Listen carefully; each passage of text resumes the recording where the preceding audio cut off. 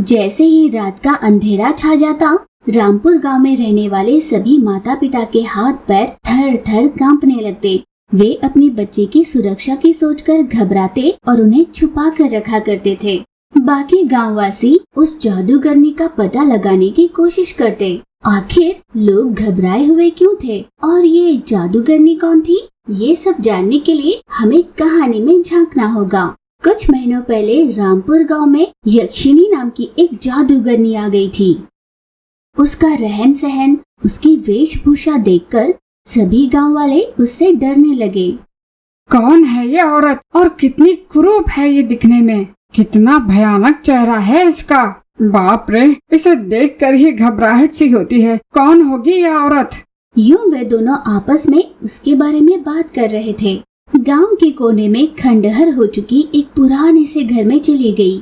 उस यक्षिनी ने उस पुराने घर को ठीक कर दिया। बाहर खड़े सभी उसे ये करते हुए देख रहे थे। उन्होंने आपस में कहा, कौन है ये औरत और उस घर में क्यों चली गई? ये घर तो उस शंकर की है ना, जो शहर जा चुका है, जिसकी पत्नी ने यहाँ फांसी डालकर खुदकुशी की थी। ये औरत यहाँ क्यों आई होगी? यूं सभी आपस में बात कर रहे थे। रात हो गई। यक्षिनी अपने घर के अंदर कुछ पूजाएं कर रही थी। उसने आग जलाया और कंकाल रखकर पूजा करने लगी। बड़ी भयंकर दिख रही थी। ये सब होते हुए गांव वाले छुपकर देख रहे थे। उसे ऐसा करता देख वे सभी घबरा गए। उन सभी ने घबरा कर दांतों तले उंगली दबा ली। यक्षिनी ध्यान से पूजा कर रही थी। अचानक हुई इस शोर की वजह से उसकी पूजा भंग हो गई। अचानक उस आग से एक आत्मा बाहर निकली। जोर जोर से हंसते हुए उसने कहा, अब मुझे कोई नहीं रोक सकता, मैं पूरे गांव को बर्बाद कर दूंगी। ऐसा कहकर आत्मा सर से बाहर निकली और एक नन्हे से शिशु को उसकी माँ से छीनकर बाहर ले आई। अचानक अपने बच्चे के छिन जाने पर उसके माता पिता, मेरे बच्चे को ले गई, मेरे बच्चे को ले गई, हे भगवान, कौन है ये औरत? हो न हो वो जादूगरनी ही होगी। यूं छाती ठोक ठोक कर माँ अपने बच्चे के लिए रोने लगी। अगली सुबह सभी गांव वालों ने उस जादूगरनी को सरेआम बुलाया। कौन हो तुम और आखिर कैसी पूजाएं कर रही हो? तुम्हारी उस पूजा की वजह से ही चुड़ैल आकर हमारे बच्चे को हमसे छीन कर ले गई। बताओ हमें सच, कौन हो? मैं इस गांव को दहशत से बचाने आई हूँ, पर तुम सब मुझे गलत समझ रहे हो। मुझ पर शक कर तुमने मेरी पूजा भंग कर दी। अब तुम भुगतो। वो आत्मा और कोई नहीं, उसी शंकर की पत्नी की आत्मा है। मुझे दूर दूर तक उसकी आत्मा का आक्रोश सुनाई दे रहा था। मैं उसे बंदी बनाकर यहाँ से दूर ले जाने आई थी, पर तुमने मुझ पर शक किया। हमारे गांव में भूत प्रेत नाम की कोई चीज नहीं है। तुम हमें मूर्ख बनाने की कोशिश कर रही हो। शंकर की पत्नी को मरे 3 साल हो चुके हैं। भला इतने समय बाद उसकी आत्मा यहाँ क्यों भटकेगी? इस पर उस तांत्रिका ने उनसे कहा, मूर्ख गांववासियों, शंकर और उसकी पत्नी की कोई संतान नहीं थी। इसी कारण शंकर ने अपनी पत्नी को बिना बताए यूरोप में दूसरी शादी कर ली थी और शंकर को संतान भी हुई। ये बात उसकी पत्नी विमला जान चुकी थी। इसी विषय पर उन दोनों का झगड़ा हुआ था। एक दिन विमला ने अपने पति से पूछा, आपने यूरोप में दूसरी शादी कर ली है ना, और आपका बच्चा भी है ना? सच बताइए, वरना मैं मर जाऊंगी। मरकर भूत बन जाऊंगी और आपके सच का पता लगाऊंगी। विमला के पति शंकर ने उससे कहा, विमला, तुम मुझे गलत समझ रही हो। समय आने पर मैं सब सच बता दूंगा। पर विमला को उसकी बातों पर विश्वास नहीं हुआ। विमला ने उसी रात फांसी डालकर आत्महत्या कर ली। वो चुड़ैल बनकर शंकर के परिवार को खत्म करने के लिए निकली है। जैसे ही शंकर ने ये जाना, वो मेरे पास आया। सुनिए, मेरी संतान नहीं थी, इसलिए मैंने दूसरी शादी की और मैंने बच्चे पैदा किए। यह जानकर मेरी पहली पत्नी ने आत्महत्या कर ली। हर रात मुझे उसकी आत्मा दिखाई देती है। तुमसे गलती तो हुई है। खैर, ये नींबू रख लो। अपने घर में इसे फेंक कर बिना मुड़े इस गांव को छोड़कर हमेशा के लिए चले जाओ, वरना तुम्हें और तुम्हारे परिवार को उसके दहशत से कोई नहीं बचा सकता। अगले 3 सालों तक वापस मत लौटना। 3 साल के बाद मैं उसकी आत्मा को बंदी बनाकर दूर ले जाऊंगी। मैंने उसे धीरज देकर वहाँ से भेज दिया। उसने मेरी बात मानी और गांव छोड़कर चला गया। वादे के मुताबिक 3 साल बाद मुझे यहाँ आना था। फिर भी गांव वालों को उसकी बातों पर विश्वास नहीं हुआ। गांव वालों ने जबरदस्ती उसे गांव छोड़कर जाने के लिए मजबूर किया। मेरी बात समझने की कोशिश करो, वरना बड़ी मुसीबत में फंस जाओगे। पर गांव वालों ने उसकी एक न सुनी। ठीक है, भुगतो। यह कहकर तांत्रिका वहाँ से चली गई। जिस दिन तांत्रिका गांव छोड़कर चली गई, उस रात भी चुड़ैल गांव के घरों में जाकर बच्चा चुराने लगी। तू ही है ना मेरे पति का वो संतान जिसकी वजह से मैंने आत्महत्या कर ली। ये कहती हुई वो उस बच्चे को अपने साथ ले गई। इस तरह हर रात एक एक बच्चा गायब होने लगा। कोई भी ये नहीं जानता था कि चुड़ैल आखिर बच्चों के साथ क्या करती थी। गांव वालों ने तुरंत एक बैठक बुलाई। लगता है तांत्रिका जो कह रही थी वो सच है। हमें तुरंत उसे ढूंढकर वापस लाना होगा ताकि इस चुड़ैल से हम छुटकारा पा सके। ये तय कर गांव वाले तांत्रिका की तलाश में निकले। कई दिनों तक उसकी तलाश की, पर तांत्रिका का कहीं कोई पता नहीं चला। गांव में हर रात बच्चों का गायब होना जारी था।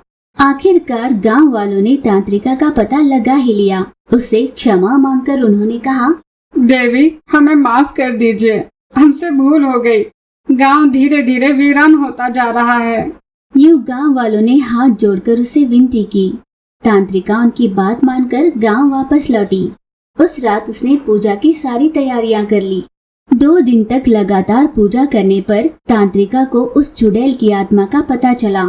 चुड़ैल बड़ी बेरहमी से बच्चों को गांव के बाहर ले जाती और उन्हें मारकर उनका कंकाल अपने घर में लटका दिया करती थी। जैसे ही ये दृश्य गांव वालों को दिखाई दिया, वे सभी फूट फूट कर अपने बच्चों के लिए रोने लगे। चुड़ैल बाहर आई। तब तांत्रिका अपने हाथ में रहे एक छोटे से गुड़िया को उसे बताते हुए बोली, तुम जिस बच्चे की तलाश में निकली हो वो यहाँ है, मेरे पास, ले लो। हाँ, यही है वो बच्चा। दे दो, मैं इसे मार डालूंगी। मैं नहीं दूंगी, तुम्हें खुद आकर लेना होगा। चुड़ैल को बहुत गुस्सा आया। वो तुरंत उड़कर उस गुड़िया के पास आई। तांत्रिका ने तुरंत उसे वश में किया और उसकी आत्मा को गुड़िया में कैद कर लिया। गांव वाले ये सब देखकर बहुत खुश हो गए। देवी जी, आपका बहुत बहुत धन्यवाद। आपने हमारे गांव को खंडहर होने से बचा लिया। सभी गांव वालों ने हाथ जोड़कर उसका आभार माना। तांत्रिका उस गुड़िया को लिए गांव से दूर चली गई। एक गांव में बेबी नाम की लड़की अपनी माँ सुधा के साथ रहा करती थी। सुधा अपने पति के देहांत के बाद घर की जिम्मेदारी अपने कंधे पर लिए जीवन की नैया पार कर रही थी। सुधा का अपना तरबूज का बगीचा था। उस बगीचे में उगे तरबूजों को या बाजार में बेचा करती। उन्हें बेचकर हुई कमाई से ही वो अपना घर चलाया करती थी। यूं एक दिन सुधा के घर राजू नाम का एक आदमी आया और उसने कहा, बहन जी, आप में थोड़ी भी शर्म नाम की कोई चीज है भी? कर्ज लिए महीनों बीत गए पर लौटाने का नामो निशान नहीं। तुम्हारे पति के देहांत के बाद अंतिम क्रिया करवाने के लिए मुझसे कर्ज लेकर गई थी। कहा था 1 महीने में लौटाओगी। अब तुम्हारे पति को गुजरे हुए 4 साल हो गए, पर अब तक तुम्हारा मन नहीं किया ना पैसे लौटाने का। हर महीने मेरा यहाँ आकर पैसे मांगना और तुम्हारा कोई न कोई बहाना बनाकर मुझे लौटा देना। बस बस, अब बहुत हो गया। मेरे सब्र ने भी जवाब दे दिया है। अगर आज के आज तुमने मुझे पैसे नहीं लौटाए तो मैं तुम्हारे घर का सारा सामान बाहर फेंकवा कर तुम्हें तुम्हारे ही घर से बाहर निकाल दूंगा। ऊब चुके राजू ने कहा, ऐसा मत कहो भैया। अगर मेरे पास पैसे होते तो क्या मैं आपको नहीं देती? आप मेरे भाई समान हो। मैं भला आपको धोखा क्यों दूंगी? आप तो देख ही रहे हो हमारे हालात। एक समय की रोटी भी हम मुश्किल से कमा पाते हैं। जैसे ही मेरे पास पैसे आएंगे मैं तुरंत आपको लौटा दूंगी। यही बात तुम पिछले 4 सालों से सुना रही हो। अगले 10 दिनों में अगर तुमने पैसे नहीं लौटाए ना तो देखना मैं क्या करूँगा। वैसे भी जिसके पास फूटी कौड़ी भी नहीं, उसे विधियों को निभाने की क्या जरूरत है? जिस इंसान ने जीते जी तुम्हारे लिए पैसे न जोड़े हो, उसके अंतिम क्रिया के लिए भला तुम्हें पैसे क्यों चाहिए थे? उसकी कठोर बातें सुन बेबी को बहुत गुस्सा आया और उसने कहा, मेरे पिताजी ने कभी भी आपकी तरह डरा धमका कर अत्याचार कर लोगों से पैसे नहीं लूटे। उन्होंने एक एक पैसा अपने खून पसीने से कमाया था। पर विडंबना ये है कि खून पसीने की कमाई के बाद भी हम भूखे ही रह जाते हैं। मजबूरों पर यूं धौंस जमा कर जीने वालों का ही राज चल रहा है। भड़की हुई बेबी ने निडर होकर कहा। बेबी की बातें सुन राजू को बहुत गुस्सा आया। इसका मतलब मुझसे कर्ज लेकर मुझे गोल गोल घुमाने वाली तुम्हारी माँ सही है।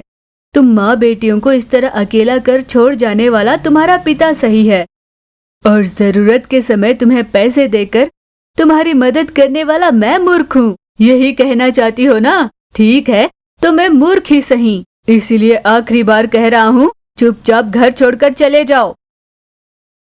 भैया, मैं आपके आगे हाथ जोड़ती हूँ। मैंने कहा ना आपसे, जैसे ही मेरे हाथ पैसे लगेंगे मैं आपको लौटा दूंगी। वो ना समझ है भैया, उसकी बातों को अपने दिल पर मत लीजिए। उसने जाने अनजाने कुछ कह दिया होगा। ये कहती हुई सुधा उसके पैरों में गिर गई। पहले बातें सुनो, फिर पैरों में गिर के माफी मांगो। ये आदत हो गई है तुम सबकी। मैंने बेसहारा जानकर तुम्हारी मदद क्या करने की सोची, तुम मुझे ही सुना रहे हो। तुम दोनों कहाँ जाओगे, कहाँ रहोगे मैं नहीं जानता। बस पैसे भरो और अपना घर वापस ले लो। पैसे नहीं लौटाए तो ये घर मेरा हो जाएगा, कह देता हूँ।